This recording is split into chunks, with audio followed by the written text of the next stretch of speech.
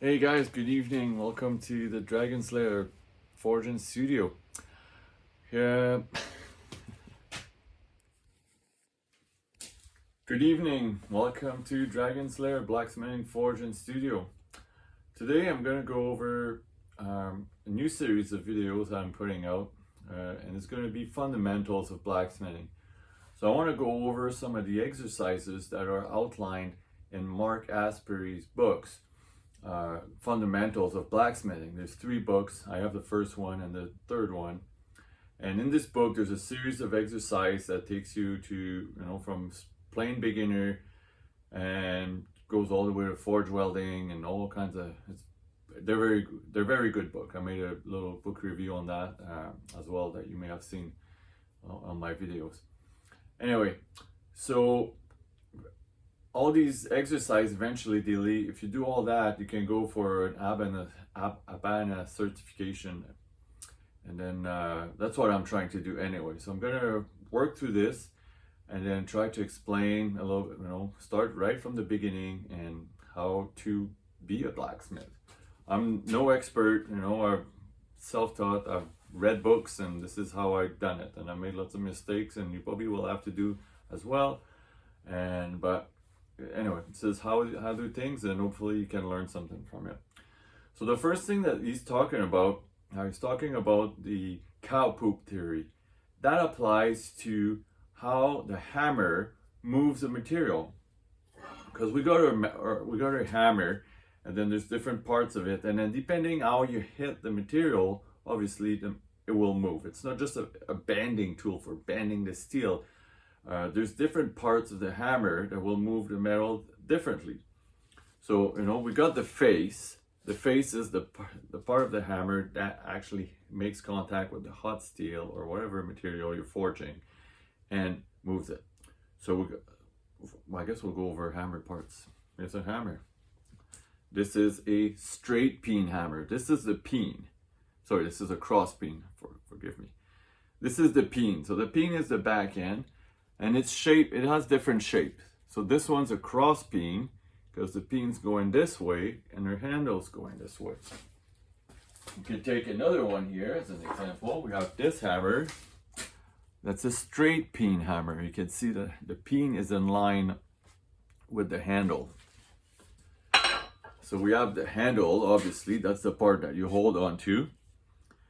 We have the head. The head is the metal part. This is the face of the hammer, and then the eye, the hole where the handle goes through, they call it the eye.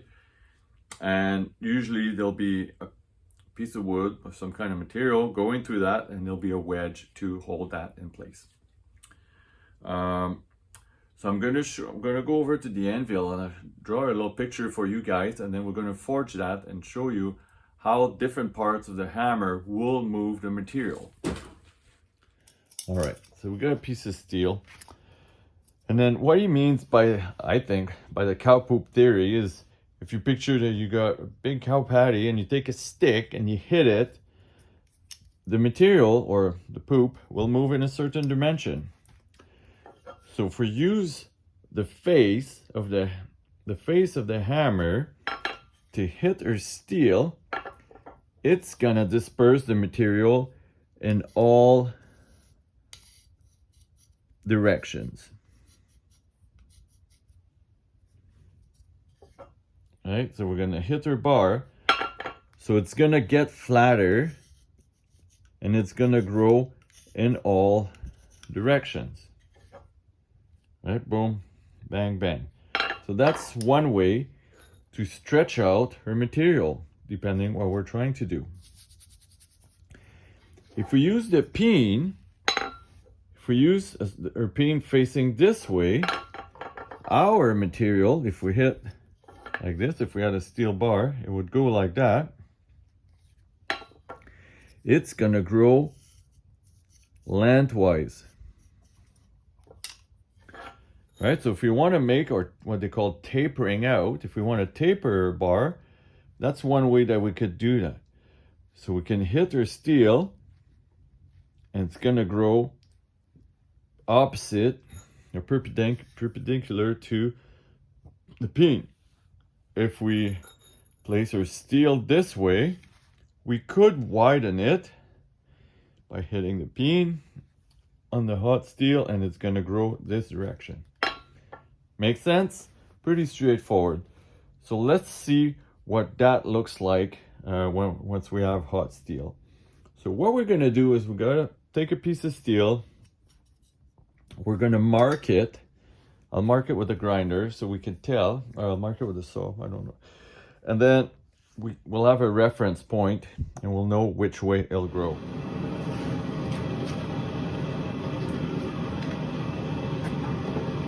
Okay, so here we have a piece of 1/2 inch by 1/2 inch square bar.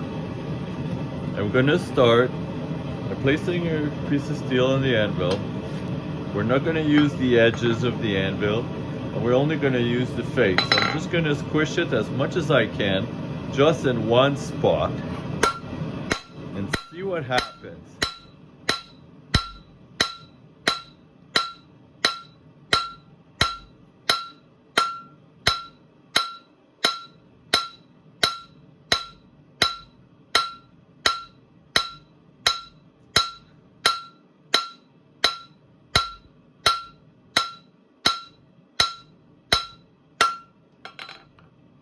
Back in the fire. All right, so let's see if we can get a little bit more out of it. It grew already.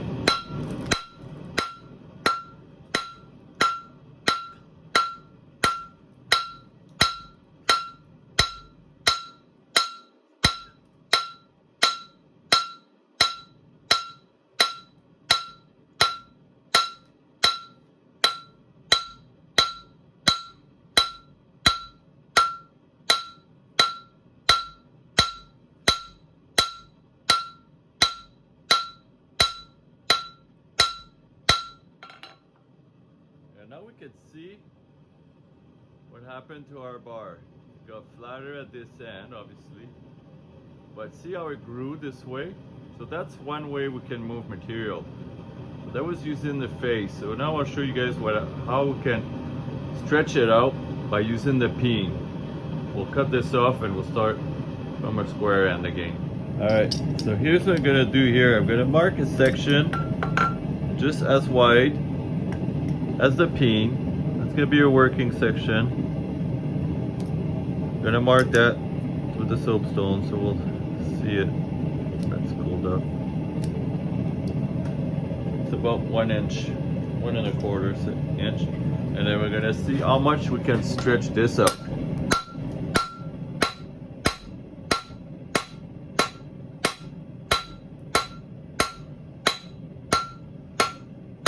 See, I'm just going lengthwise.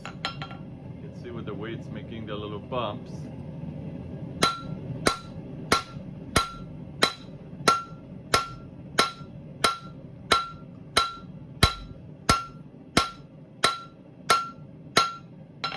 Put it back in. There we go.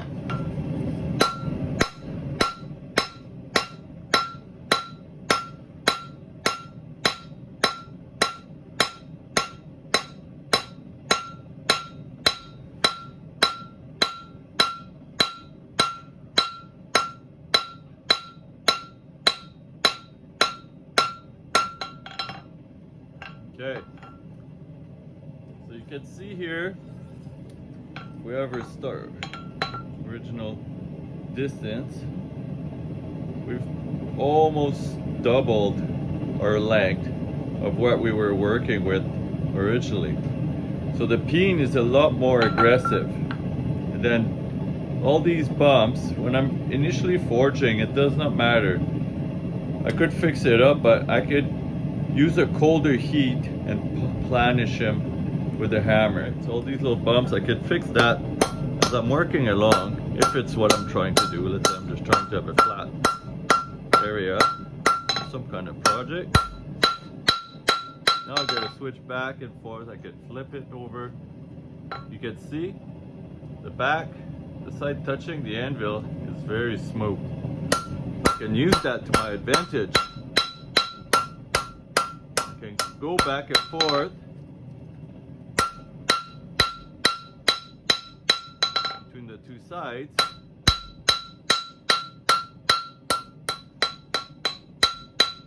And fix it as much as I want. Still see some bumps there. This side is good. Anyway, you get the idea. So at first, it doesn't matter so much if we're making bumps, if it's bending all over the place, we can always fix that. We just put it back in the fire, we can use a smaller hammer, and then we can planish it, make it smooth, and make it look good, or to a fixed dimension. So this is the basics of how the material will work. Yeah, now we covered lengthwise, and then if we want to go wide, just start in the center. Right? We can start on the edge, but it'll do more damage usually. So we'll start in the center. We can stretch this bar up to our liking, using the peen.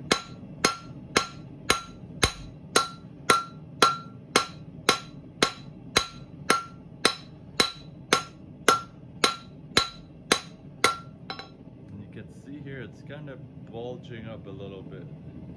We're gonna flip it. It's gonna give us a nicer, more even results.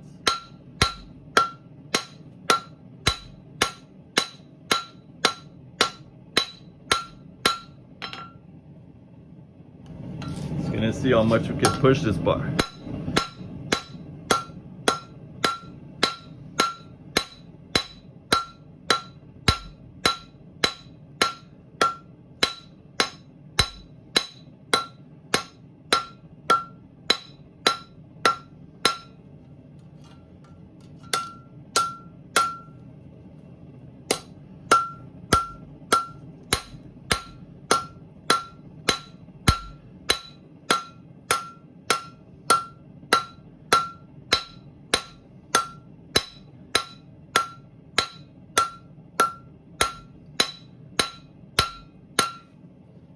See, it gets all over the place. So once it gets too out of control,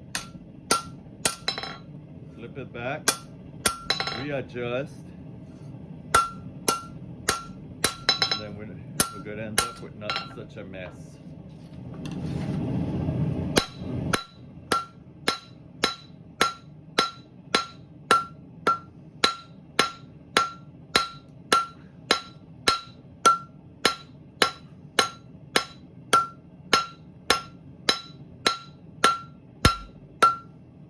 If I want to work more in the corners, because I know it's working in the middle, I'm just going to shift my hammer to the edge here a bit.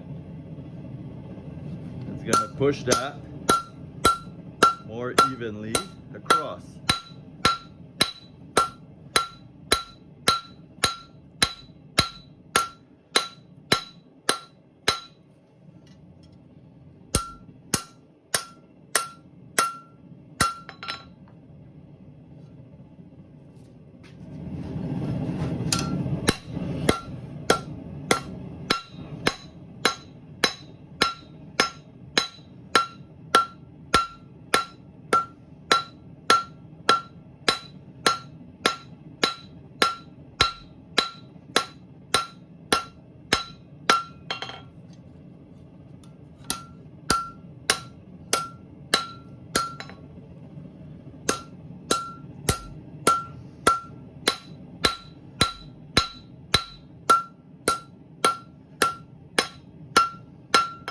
This is getting pretty good. It's getting pretty thin.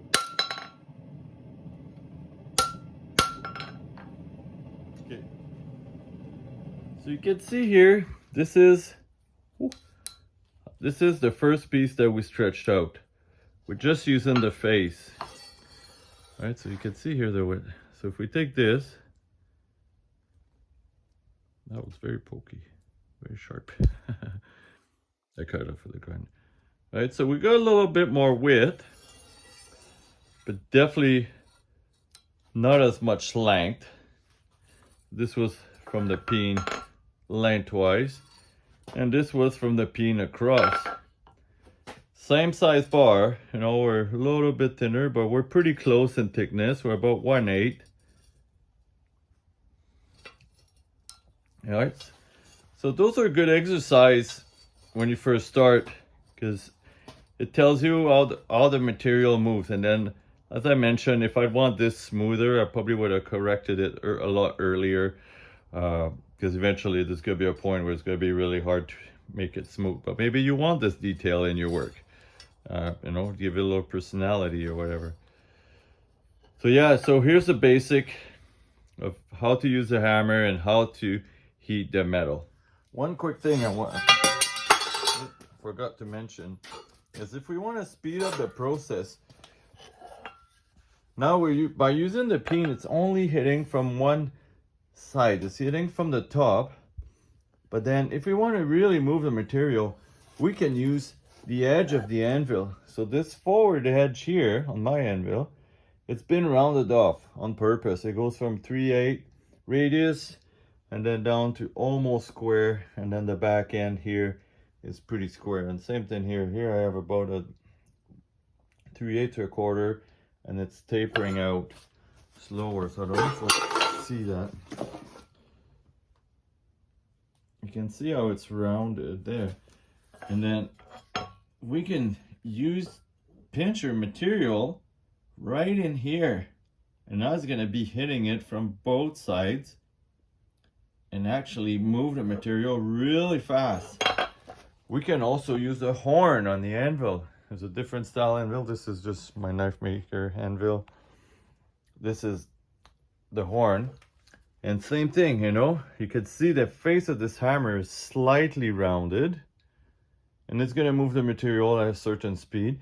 And if you want to speed up the process, you could match it up on the radius of the horn.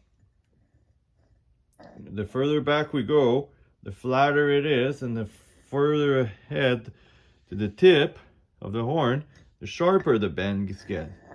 So we can stretch our material using the horn. So there you go. Here's a little blacksmithing 101 for you guys. It's really worth practicing. And then, you know, you're only going to learn by making mistakes and figuring it out. So easiest is just get yourself some tools and just do it. That's how we're going to end up getting there. Anyway, I hope you guys enjoyed the video. If you have any questions or comments, please write that down below. Hit subscribe and give me a thumbs up. It's really helping promote the channel, and we'll do more, and then talk to you guys soon. Have a good one. Keep on hammering.